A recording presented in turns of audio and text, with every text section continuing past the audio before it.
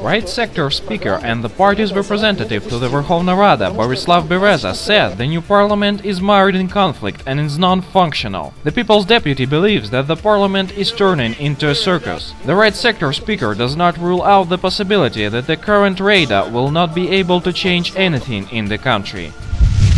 Russian President Vladimir Putin has said Thursday's talks in New Delhi with India's Prime Minister Narendra Modi have been substantive and constructive. During Putin's one-day visit, Russia and India signed a package of 25 joint documents on developing bilateral cooperation, including in the peaceful use of nuclear energy. Also, Russia and India plan to expand payments in national currencies, Putin said. "We agreed to use national currencies more actively in the payments," the Russian president told.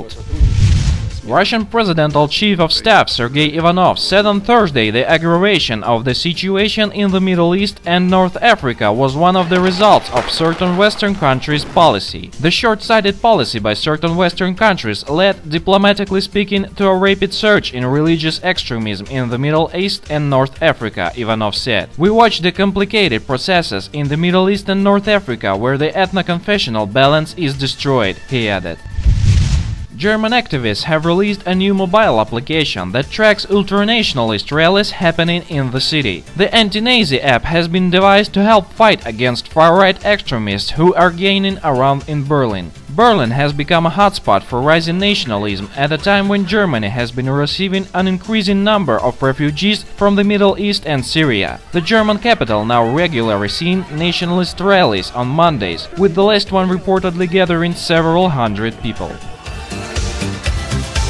We thank our information partners for help with spreading this video news. Subscribe to our channel to receive up-to-date information on the situation in Ukraine and current geopolitical events in Europe.